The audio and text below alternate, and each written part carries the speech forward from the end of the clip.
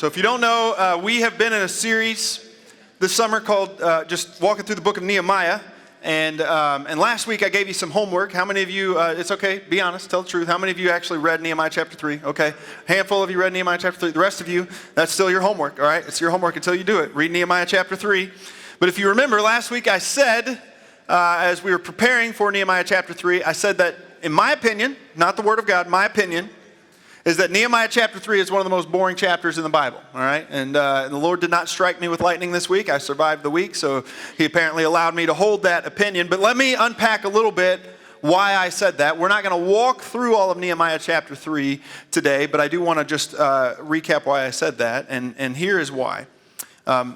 Nehemiah chapter 3 is arguably one of the most boring chapters in the Bible because that chapter is simply a description of the people doing the hard work that God has called them to do. And sometimes the hard work that God calls us to do is actually the most boring part of the journey.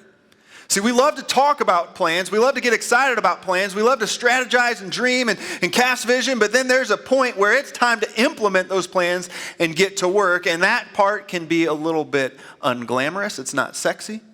It's not all that exciting. It's actually just really hard work. And that's what Nehemiah chapter 3 describes. It is just simply a list of all of the people and the work that they did. And I love that that chapter describes people from all different stages and walks of life, different skill sets, people from the nobles all the way down to people who are perfume makers. All of them had a role to play in rebuilding the wall and the gates around the city of Jerusalem. And that's what we get in Nehemiah chapter 3. That's what that chapter uncovers. And so today, we're going to jump ahead now to Nehemiah chapter 4, and that's where we're going to pick up. If you have your Bibles, you can open up to Nehemiah chapter 4. Again, I want to challenge you, if you haven't read it, you need to read Nehemiah 3 on your own, and then we will today unpack Nehemiah chapter 4. We're actually only going to get through about half of this chapter today, and then we will pick it back up in 2 weeks. So again, next Sunday is online only. I've got a unique message for that Sunday, and then we'll jump back into Nehemiah chapter 4 in 2 weeks. But for today, we're going to work through about the first half of this chapter. Starting at verse 1. When Sanballat heard that we were rebuilding the wall, he became angry and was greatly incensed. He ridiculed the Jews, and in the presence of his associates in the army of Samaria, he said, "What are those feeble Jews doing? Will they restore their wall?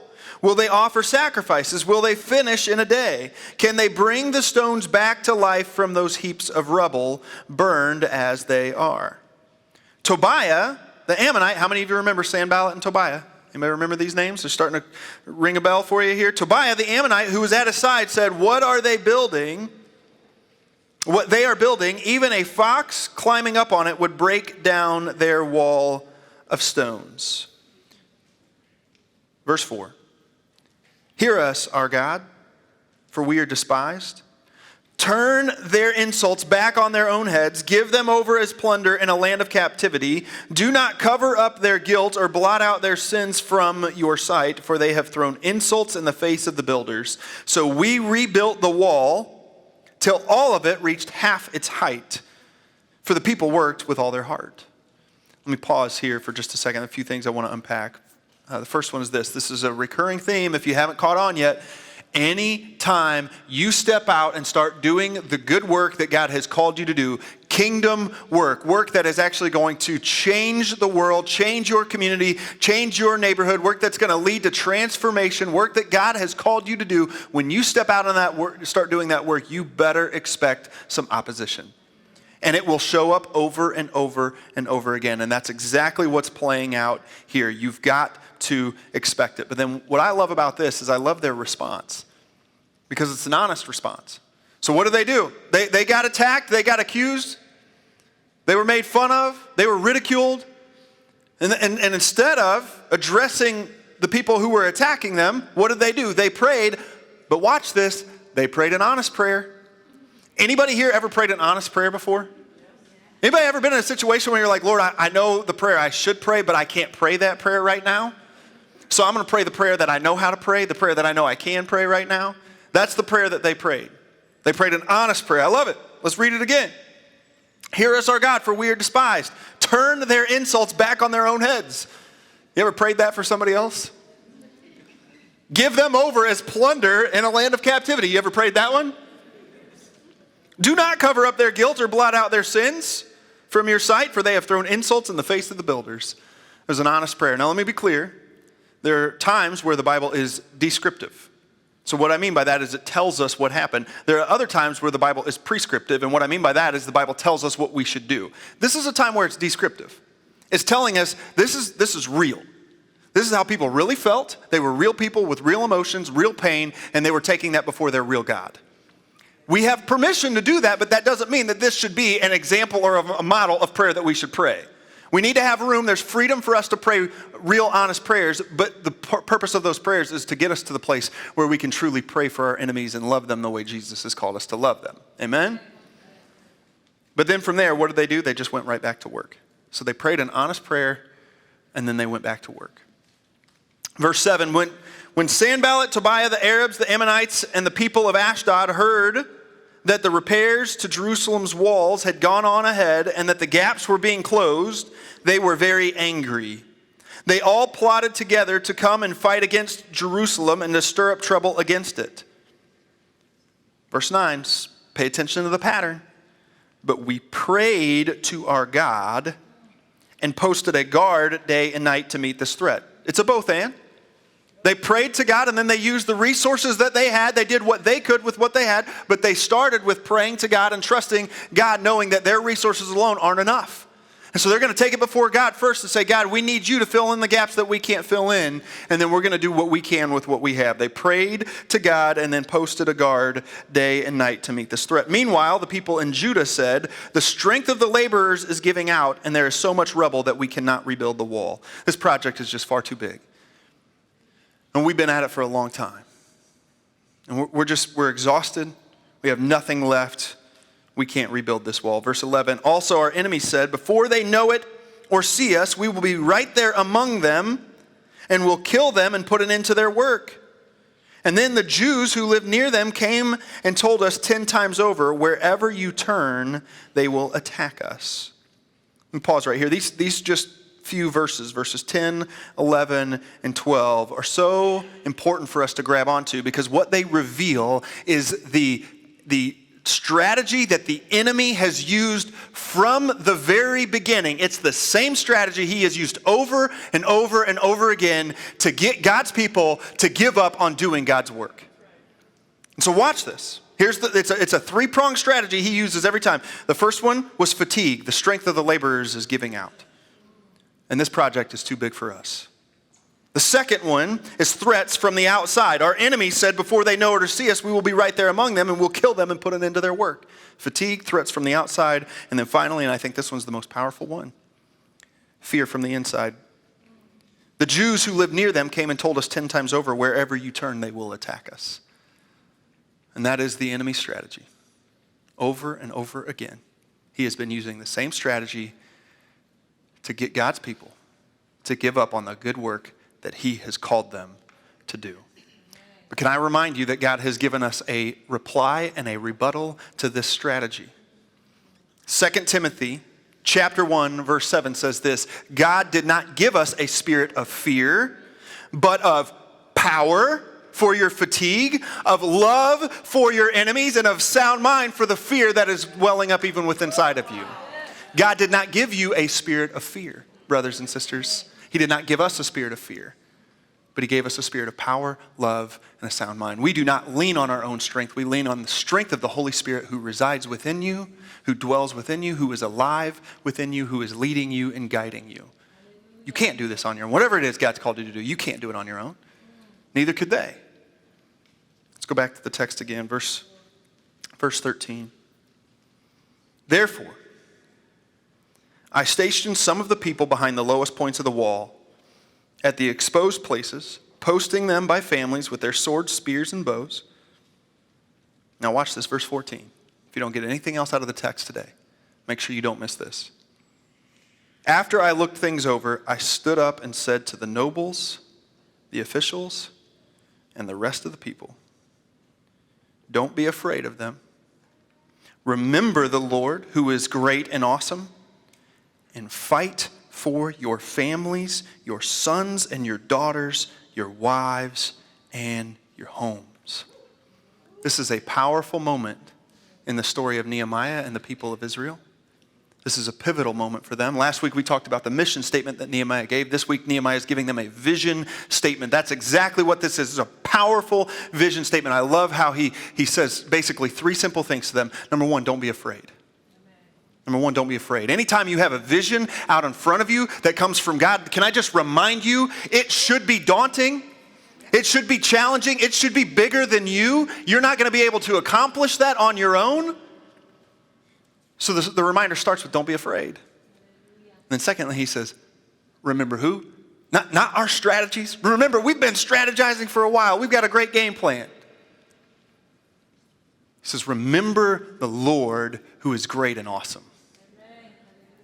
Remember what God has done for us to get us to this place. I loved what Jordan was just singing there at the very end. Don't give up now. He's brought you too far. Don't give up now. He has brought you too far. Remember the Lord who has brought you to this place, who has been faithful throughout the ages. Remember the Lord who is great and awesome. And then finally, he gives them the why. Fight for your families, for your children, for your wives, for your sons and your daughters. Fight for this city. Fight for this people. Fight for the people of God who desperately need a place where they can encounter God. Fight for the vulnerable, for those who have been attacked, for those who have been outcast, for those who have been in exile. Fight for those people and fight for the generations that are yet to come and are going to experience the power of God in their lives through this great project that God has put in front of us. Don't be afraid. Don't be afraid. Remember God. Remember God who is faithful. God who is great and awesome. Not us, but God. And then know what you're fighting for. And that's where we're going to pause for today. That's where we're going to pause for today. So we're going to leave you with another cliffhanger. Again, we're going to pick it up in 2 weeks, right where we left off. But I'm pretty sure I just preached the shortest sermon I've ever preached in my life. And that was a primary goal for today, because in the same way that God gave Nehemiah and his people a vision and a plan and a specific project that was too great for them, God has given City Church today, in the world that we live in, a plan and a vision and a specific project that, I'm going to be honest with you, is too big for us. God has put something in front of us that is too big for us. And he has a vision for us. And in the same way that he had a vision for his people in that day, then and there, he has a vision for us in the here and now. And so let me be clear. I want to make sure you're understanding here. We first have to understand what God is saying in the book of Nehemiah to them then. It's not primarily about us. The story of Nehemiah is not simply about City Church and what we're doing. The story of Nehemiah is about what God has been doing throughout all of human history. But can I remind you, it is the same God that saw Nehemiah and his people through that will see City Church and us through to what he is calling us to do today. It is the same God. And so because of that today, it is time for us to share with you what we as a leadership team, our elder team, our staff, and others have been heavily working on and investing in for quite some time, and seeking the Lord and praying and getting his wisdom and discernment on the vision and the great project that he's laid out in front of us. And so I've got 5 questions that I want to work through today. And for those of you who are like trying to work ahead or you're trying to fill in the blanks, we did put sheets underneath of every seat. It's not the same questions, all right? So if you're like, it's not the same questions. Those are for a response. So we're going to ask you at the end to give a response. I'll explain more about that later. But for now, I'm going to try to answer 5 questions that I think are maybe the most important questions for us when it comes to the vision that God has given us and then the project that he's laid in front of us in order to move toward that vision. At the end, we will ask for your feedback. And so you're going to get an opportunity to do that. And I also want to clarify that, again, I'm not going to be able to answer every question you have today, and so we're going to work on answering more of those questions in the coming weeks. But we also want you to be a part of this and give us your input so that we can collectively answer those questions together. So I'm going to ask you one more time, are you ready? Are you ready? All right. Well, then I've got 5 questions. The first one is this: how did we get here? How did we get here? So 5.5 years ago, we started City Church with a vision to be a multi-ethnic, multi-economic and multi-generational church that is radically committed to Jesus, each other, our city, and our world. That has been the vision of this church from the very beginning. That's why we planted this church in the south side of Fort Wayne, because we just had a vision to see a church reflect the kingdom of heaven. And we have not arrived. Let me be clear. We have not arrived, and we still have a lot of work to continue to pursue that vision. And to be honest with you, part of pursuing a vision is that we'll never fully arrive until we get to the other side. And then every tribe, tongue, and nation will be gathered around the throne worshiping Jesus together. But in the meantime, we have a vision in front of us to get as close to heaven as we possibly can on this side of eternity. And God has given us that vision from day one, and we've been pursuing that from day one. We launched City Church on November 13th of 2016 at the City Life Center. Anybody remember the City Life Center days? Just by show of hands, how many of you ever attended a service at the City Life Center? That is our launch Sunday service, and I would not fit in that shirt anymore. There is no way that thing would fit on me anymore. But that was our launch Sunday service, and then we were there for about a year and a half. I mean, God just started to do something. Started to grow this church in ways that we didn't know, we didn't expect. We didn't know what to expect. And about a year and a half in, we outgrew that space. Now, if you don't know, the City Life Center sits about a mile down the road from here, right next to Southside High School. We loved our first home, and we still love Youth for Christ. Still a strategic partner for us. Incredible ministry that we got to partner with, and we were so thankful for it. But we ran out of room. And around that same time, God opened up an opportunity for us to move a mile down the road to where we sit right now. This became our second home. So we moved to the Summit in 2018. And then we continued to see more and more growth. More and more people started showing up. People from every walk of life started showing up here and getting connected and growing in their faith. And pretty quickly, we outgrew our second home, but then we didn't have an option for a third home. And so then we had to add a second service.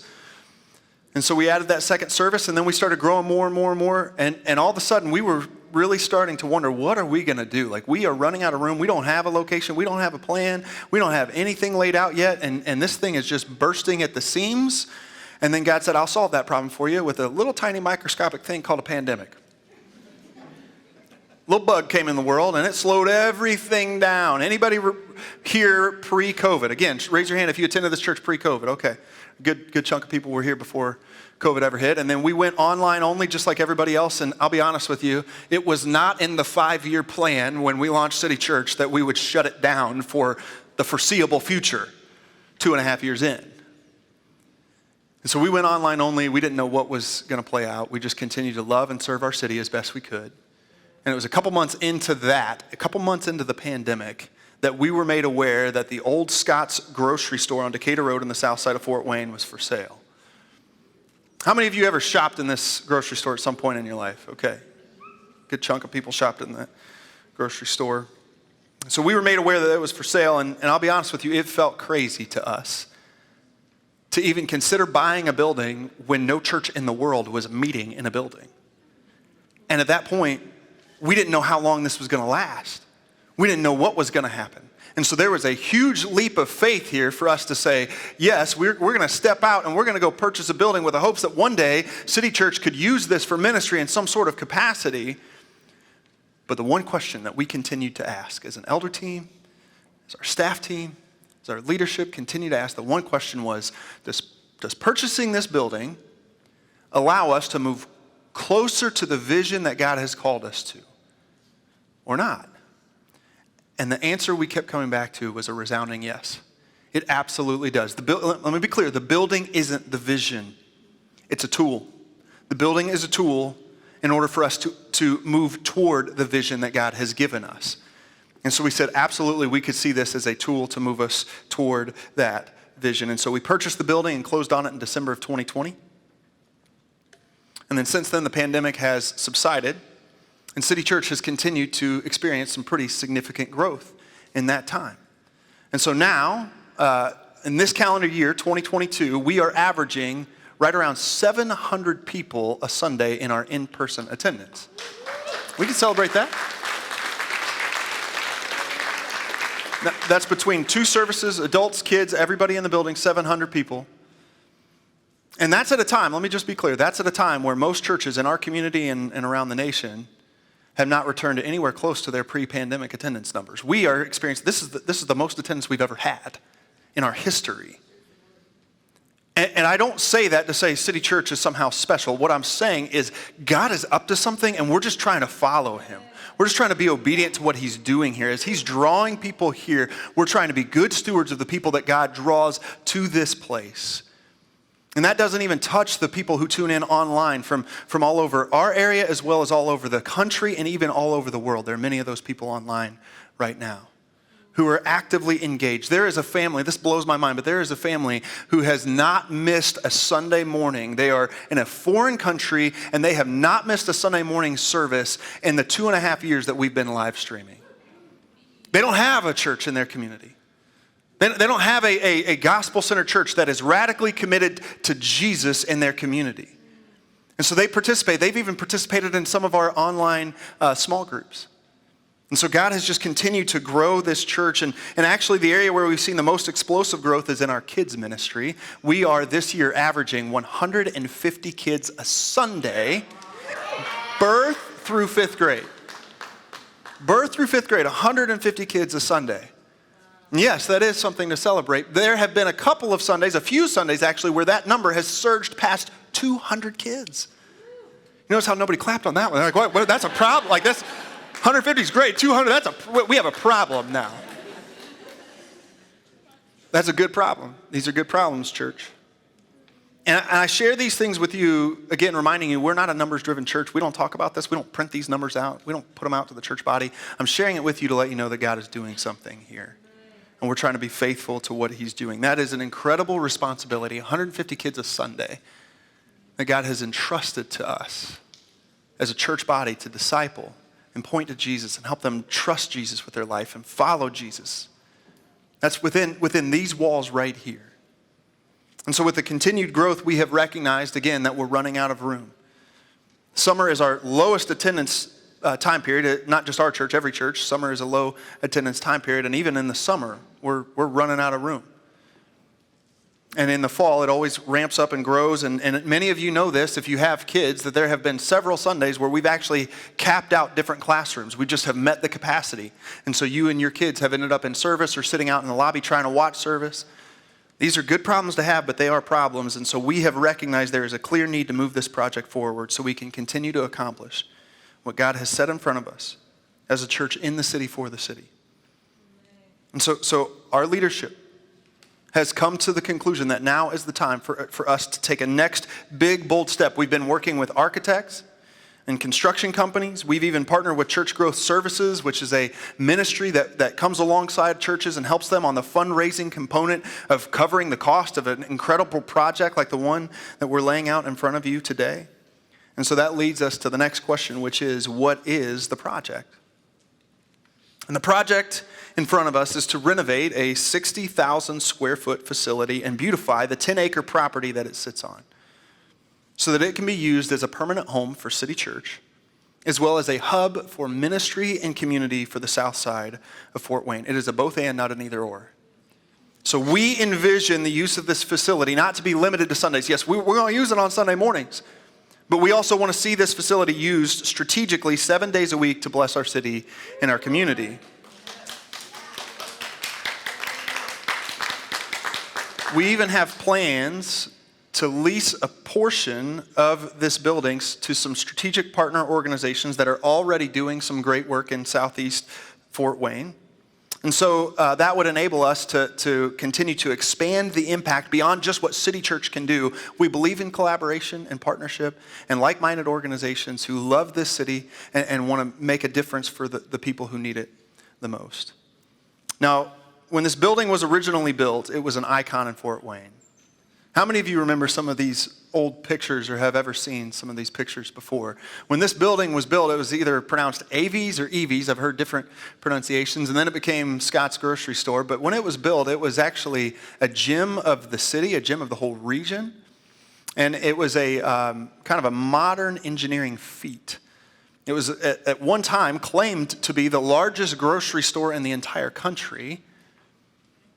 And it was built with single-span trusses on the inside, so there wasn't a single column anywhere in the interior. So if you ever walk into a grocery store now, you see columns all over the place.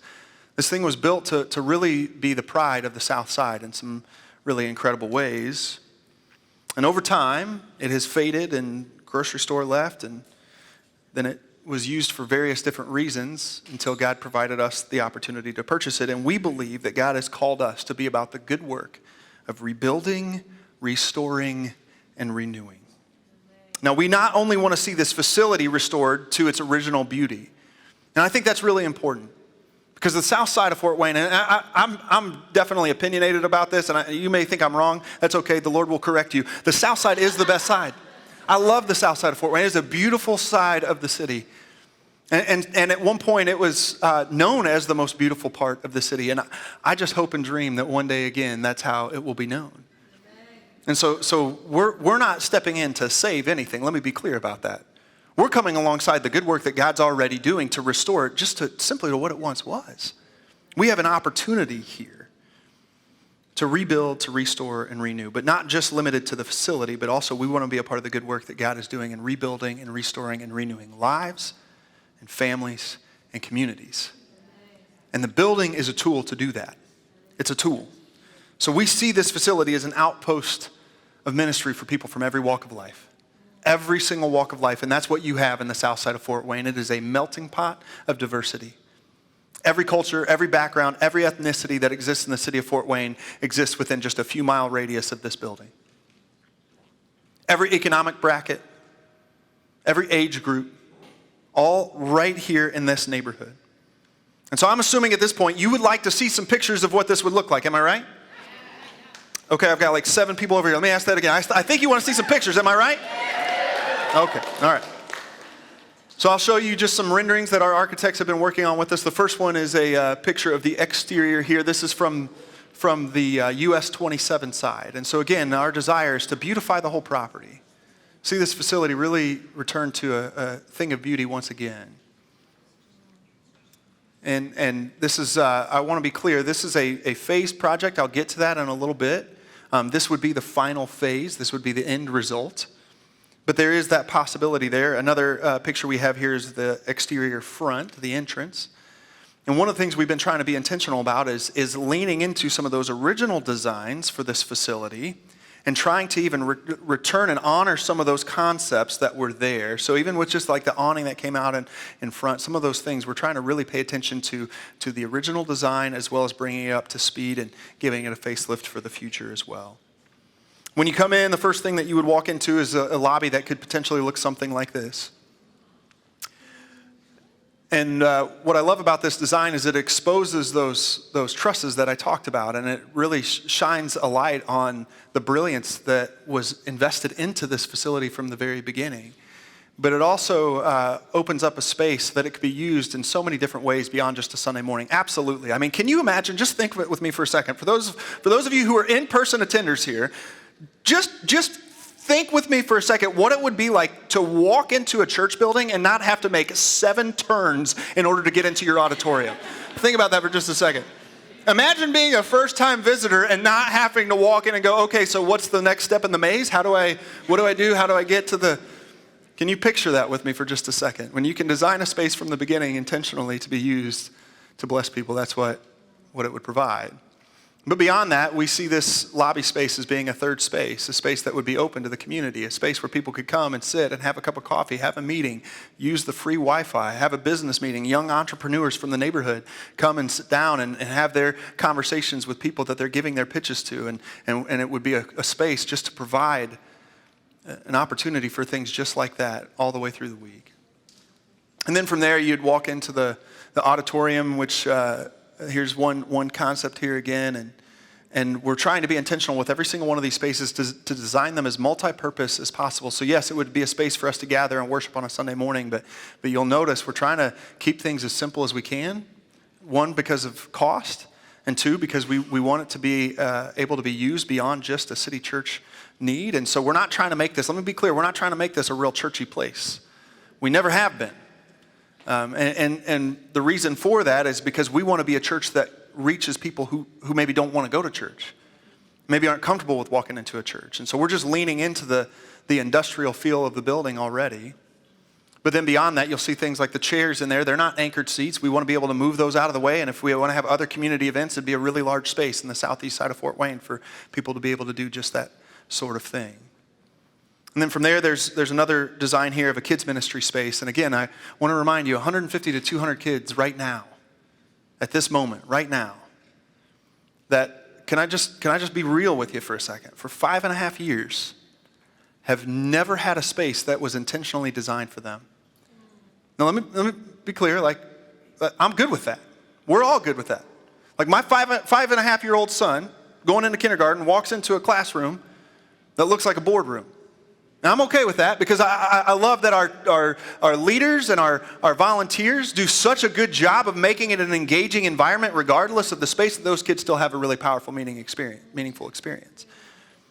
But I think it is important for us as we remember why and as we fight for our families and for our sons and our daughters, that when we design a church building for them, we design it in a way that we've got them in mind.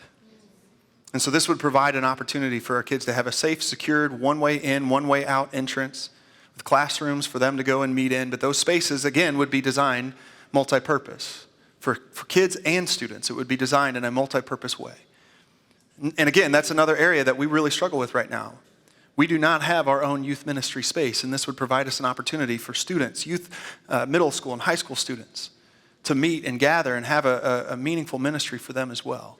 But then beyond that, those classrooms could be used throughout the week for Bible studies, small groups, other ministries, other organizations in the community that just need a space to meet and gather. And that's what we're trying to do with these spaces. So the next question is, why this project and why now? So let me just remind you again.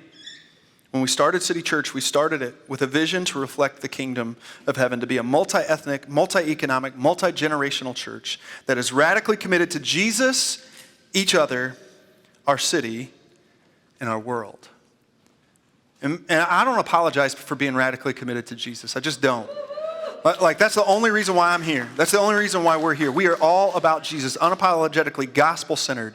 And one of the things I love about this church, one of the things I love most about it is that not only have we seen this numerical growth, but we've seen some incredible spiritual growth over the last 5+ years. We have seen countless people give their lives to Jesus Christ. We have seen literally hundreds of people get baptized, meaning they have made a public profession that their faith is in Jesus Christ and Christ alone. That is a miracle, church. That is a miracle, and I am so thankful for what God has done here. We have seen lives changed. We have seen marriages healed. We have seen families restored. We have been blown away by what God has done in and through this place. Again, bringing people from every background, every culture, every walk of life to be a part of this ever-growing body of Christ. But I do think it's important for you to hear this. We believe that now is the time for us to move from being renters to owners. Any of you who have ever rented a place before, you know exactly what I'm talking about. You ever rented an apartment or rented a house? Never really felt like it was quite yours, did it? And you didn't make the same kind of investments in that place, did you? Because you knew you were temporary. And the same thing's true about your neighbors. They knew that you were temporary too. And so they weren't quite sure, how committed are you to the neighborhood? How committed are you to making an impact? How committed are you to actually being a good neighbor if you're just a renter? And listen, we've been renters for 5.5 years. It's time for us to become owners. To plant deep roots in the south side of Fort Wayne and say, we're here to stay. Listen, I just want you to know, like I love leading this church and I've given my life to it. Like I'm here for the long haul. And so I believe it is time, and our leadership believes that it is time for us to be anchored in the community, and this facility will allow us to do just that. It will provide a permanent home that will provide a loving and welcoming and intentional environment for kids and families and individuals. And it will also allow us to continue to grow not only numerically, but spiritually. Just the ministry impact. You know, we are really thankful for the summit. Let me be clear about that. So thankful for this place. And we have a good amount of space to use on a Sunday, but also let's be clear, we don't have this building in its entirety 6 days a week. 6 days a week, we're very limited in the amount of space that we have to do ministry out of this place. And so God has provided us with an opportunity to be anchored and rooted so that we can not only do ministry for City Church, but do ministry out of City Church for the city, for the community. So I see this being a place for every person from every background. From the single mom to the CEO and everyone in between. That is the beauty of City Church, and we have an opportunity here to do just that. Next question is, how much will it cost? This is the fun one. So we are still dialing in the exact numbers, and to be honest with you, it's still a little too early for us to have those exact costs, because right now we are in what we would call the pre-campaign assessment phase. So to get exact numbers, part of that is sharing this vision with you, and then assessing this church body to figure out what resources we have available to us. But we do have estimations that I want to share with you here today, and I also want you to know we are prepared for a phased approach to the project, so that we can be the best financial stewards we can possibly be and move the project forward as soon as possible. That's both and. This is a need, not just for us, but for our city. And there are 200 kids that are ready for a space to be able to operate in. And so we need to move it forward as soon as possible, but we also want to be good stewards. And so, as many of you are probably aware, construction costs, just like everything else, are at an all-time high. Anybody bought gas lately? Anybody here? I had this happen to me recently. This is the first time in my life. I was pumping gas, and the gas cut off. I didn't get to fill up my tank, and it wasn't because I ran out of money in my bank account. It was because the gas station said, we don't feel comfortable charging you any more money than this, so we're just gonna, we can't charge you any more than this. Cut off. I mean, that's crazy how expensive everything has gotten, and that's true in the construction world as well. But that being said, from all the research we've done and everybody that we've talked to, it doesn't appear that those costs are coming down anytime soon. Actually, they're only growing week by week and month by month. And so pushing the project off down the road isn't going to bring those costs down. Therefore, what we've done is we've prioritized our needs over our wants in order to be able to prevent any unnecessary expenses. And we've also tried to be as strategic as possible to prevent any unnecessary future costs in finishing out the phases for this project. So that being said, we're estimating a phase one, which would get us into the building and allow us to occupy about 30,000 square feet of space, which would be enough for our church as of today, and a little bit of growth, would cost somewhere around $6.5 million. Now, I know for many of you, if you're like me, that number just sounds insane. It sounds crazy. Like I've never had a conversation with anybody about millions of anything, let alone dollars. So like that's not in my wheelhouse. So if that sounds crazy to you, we're in the right kind of category together. If that doesn't sound crazy to you, if you're like, oh yeah, that's no big deal, see me after service. Just see me. I need to talk with you. The Lord has a mighty project for you, my friend. So again, that gets us in the building. It doesn't do all of the exterior work we would like to do. It doesn't do all the interior work we would like to do, but it enables us to move in and operate fully as a church and to be anchored and rooted in the neighborhood that God has called us to be in. Now, the master plan would bring us closer to around $10 to $12 million in costs. And again, I would love to be able to make that happen day one. I absolutely would. But we are not willing to put the church in a poor financial position, nor would it be good stewardship to do so. And so these numbers that we've come up with, the $6.5 million number, is based off of working with Church Growth Services, and they've done some in-depth analysis of our current financial picture and situation, and so they believe that would be a healthy number for us to chase down as a church in order to make this happen. So this approach allows us to grow as we go, and also to continue to invest dollars in ministry rather than pulling from ministry budgets to pay for buildings. Okay, so that's really important to me, that we're not going to pull from our ministry budget in order to just go pay for a building.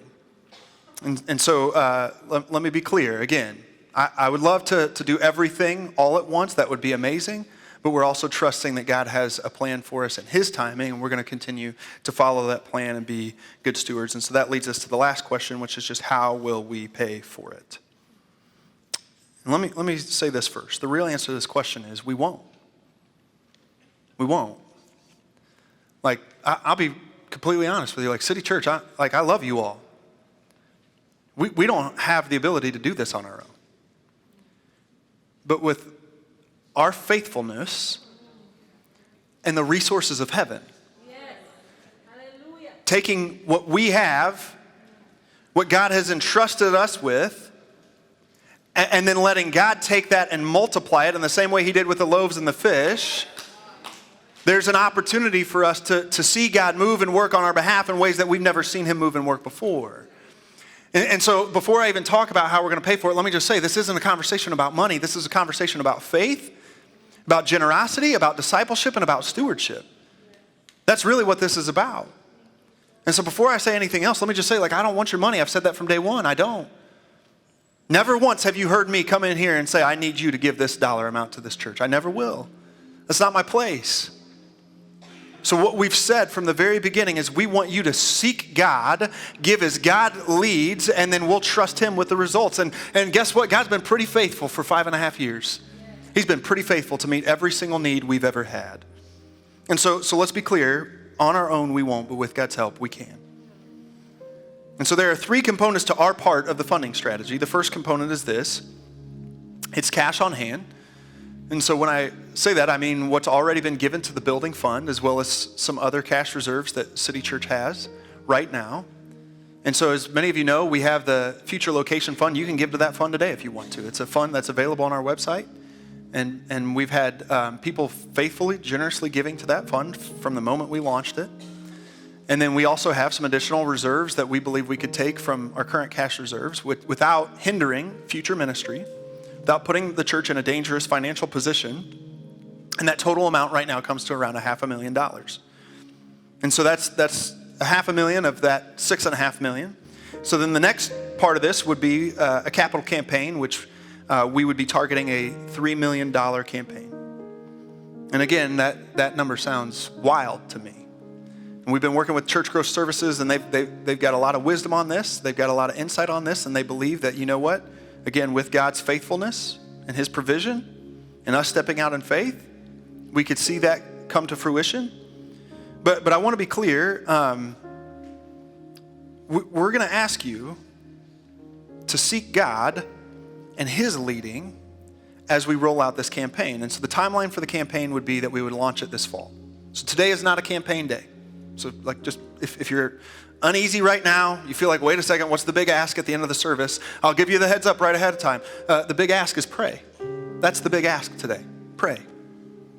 All right, that's it. So if you were worried, oh wait, are they going to pass the plate now? No, we're not doing that. But the strategy would be that you would seek God and then seek his leading on how he would lead you to give to a 3-year campaign and make a commitment that would require some sacrifice on your part and your family's part to go above and beyond what you're already giving. And then also to trust God in faith for whatever gap there is between what you could come up with in your sacrifice and the dollar amount he may lead you to give to. But we're going to ask you to do that, to seek God, and then let him speak to you about that amount. This isn't my job to ask you to do that. That's his job. And it's going to require some incredible sacrifice from all of us. And I want you to know, leaders lead first. And so I've already been having this conversation. Our elder team has already been having this conversation that it's going to require us to lead out first in this and to make some big sacrifices there. And then with our church leaders, it's going to require us to make some big sacrifices there and to lead first and to seek God first. But I also want you to know my heart's desire is that we would see 100% participation, because this isn't about money. It's about faith, it's about discipleship, it's about stewardship, and it's about generosity. So what that means is it's not equal gifts, it's equal sacrifice. Equal sacrifice. We are a multi-economic church. Meaning we got people in every single bracket. Every single income bracket, every single financial bracket you can imagine, we've got them here in this church body. And God is not asking us all to give the same amount. He's asking us all to make equal sacrifice.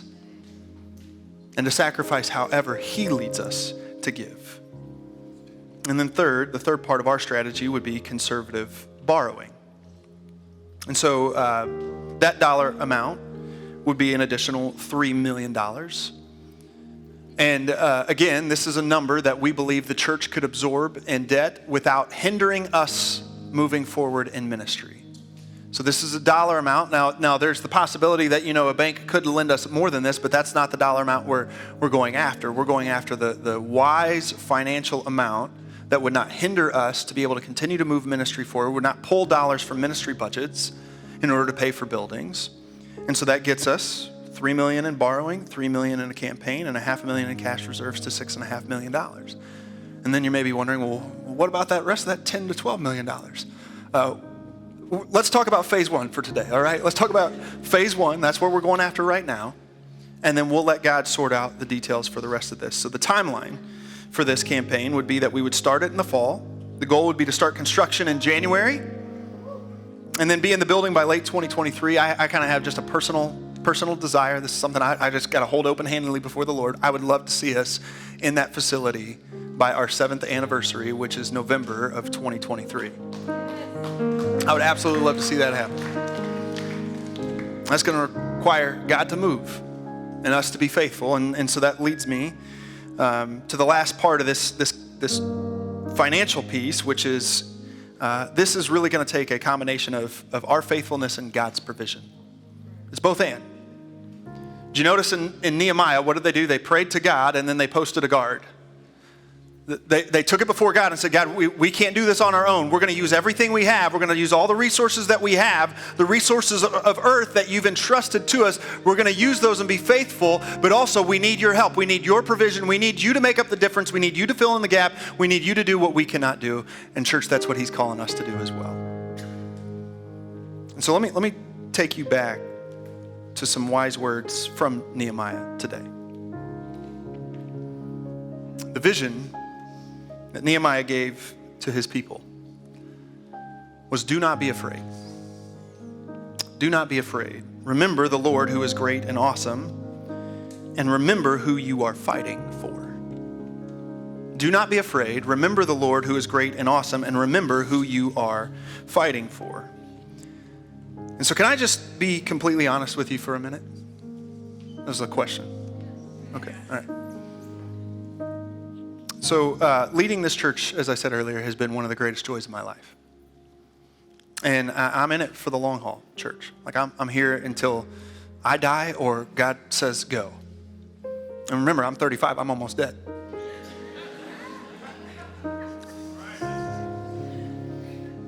But for 5.5 years, City Church has exceeded every expectation that I ever had. Every single one. We launched this church, I had no idea how we were going to make it happen. I just knew God gave us a vision and a call, and we were going to be faithful. I've said it many times to you before. My 5-year plan for City Church was if we could be a church of 200 people. I thought, man, that would be incredible. We'd be financially self-sustaining. We'd be able to make an impact in our community. And that's the appropriate amount of people for me to pastor. So everybody that came here after 200, I'm sorry, I'm not a great pastor to you. I love you. I'm trying my best. That's why we got elders and other people, staff, and other people coming on board now. City Church has exceeded every single one of my expectations in the very best of ways. We've had some really incredible highs throughout the last 5.5 years. But I also want you to know we've had some really challenging moments. Some really challenging moments along the way. Some really hard moments for me personally and for us as a church. So it was not in the 5-year plan for us to be 2.5 years in and a global pandemic to hit. That wasn't in my textbook in seminary. They didn't talk about that. It was not in the 5-year plan to have the greatest political division that our country has ever seen in any of our lifetimes and us to have to figure out how do we navigate through that. It wasn't part of the 5-year plan. But every single time we've run into some of those obstacles that we've run into, I want you to know a little bit of just how I'm wired. Like God wired me to be a problem solver. He wired me that way. He wired me to see an obstacle as an opportunity every single time, every time. I see it and I'm like, okay, there's a way out, there's a strategy. It may be crazy, it may be foolish, it's gonna require God to help and intervene in some sort of way, but there is a path forward. Every single time for 5.5 years that I have run into a problem, I've seen a way out. Until now. Until now. I've been staring at this for weeks. We've been looking at it for months. We've tried to cut everything we possibly can out of this thing. We try to cut these numbers down as much as we possibly can. And listen, no matter how much I strategize, I don't have an answer for how we're going to do this. I don't. And that can I be real? Like that's a tough place for me to be. It's a tough place for me to be. But at the same time, it's an opportunity not just for me, but for all of us to see God do what we cannot do. Like for the first time in 5.5 years, all along I've been leaning on God.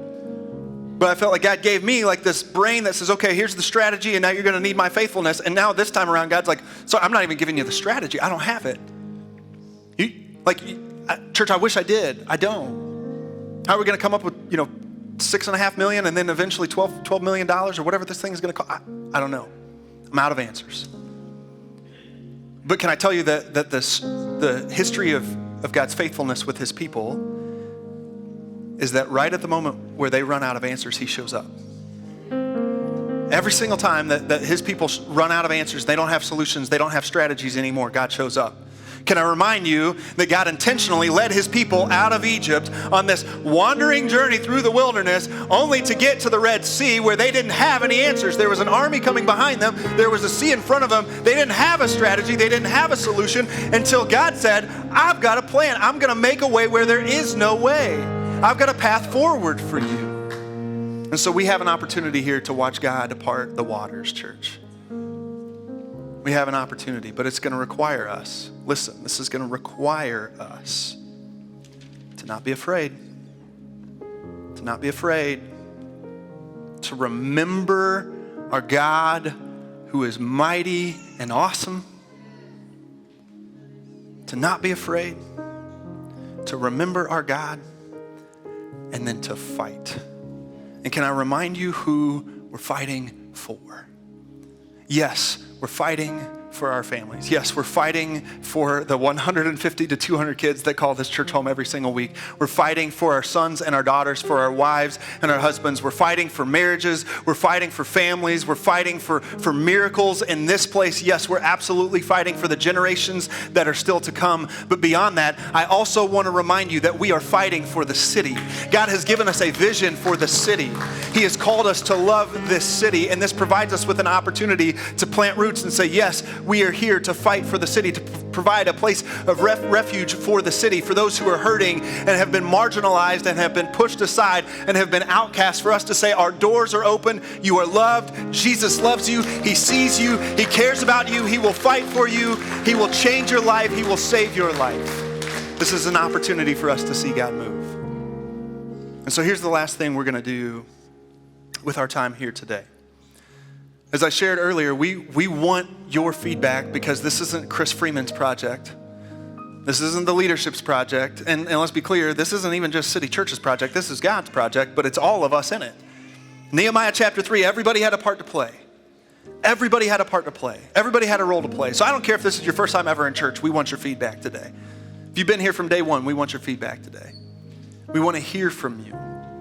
And so underneath of your seat, there's a form. And on the back of that form is a QR code. And so here's what we're asking you to do. If you have a phone and you have a camera on that phone, please scan that form. If you've never done this before, all you have to do is open up your camera and it will automatically scan it and provide you a link. Click the link and fill out the form. And if you are someone who would say, you know what, I don't have a phone or I don't have an opportunity to do that on my phone, you can fill it out in person. If you fill it out on your phone, we'll get those results a lot quicker. They're going to go to Church Growth Services. This is anonymous, so you can be as honest as you want. But we do want your feedback. We want to hear from you. So please complete that survey. And I'm going to invite our worship team back up at this time. And as we're processing, praying, and completing this survey, giving feedback, they're actually going to lead us in a song of worship at the same time. And if you fill it out in person, we do have people walking around with pens. If you need a pen, just raise your hand and they can get you a pen. You can drop it off in a basket on your way out today if it's something you're going to do in person. For those of you who are tuning in online, you can also fill out the form. It should be in the Facebook link, and we can also send it to you directly. If you don't see it, send us a message, let us know, and we'll send it to you directly. We'll also get it out on our social media later today, so check back on Facebook and Instagram, and you'll have an opportunity to complete it there as well. Let me pray for you, and then we'll continue on in our time of worship together. Father in heaven, we come before you and we just say thank you. Thank you for your faithfulness to City Church. Thank you for your faithfulness to the city of Fort Wayne. Thank you for what you have been doing in and through this place. God, we recognize that you have called us for such a time as this, to this community, to this city, to this neighborhood, and you've provided a great project for us. And God, we just confess right now, this is bigger than us. Our best efforts will fall miserably short. But God, we're willing to give you what we have. We're willing to entrust all the resources we have back to you, and then trust that you will fill in the gaps for us. So we ask that God, you would not only use the resources of earth, but send the resources of heaven. And Lord, right now, I just lift up our neighborhood, our community. I lift up the south side of Fort Wayne. We just say thank you that you've called this church to be in this neighborhood and in this city. And I pray right now for every single life that's going to be touched and impacted, that isn't even here yet and won't even walk into the doors until this facility is open. For the people in the years to come whose lives are going to be changed, whose souls are going to be saved, God, whose hearts are going to be transformed, whose families are going to be changed for generations to come because of your good work and the opportunity you've provided us to partner with you in it. So God, we just say, have your way. You are good. You've always been good. And we trust you. Pray this in Jesus' name.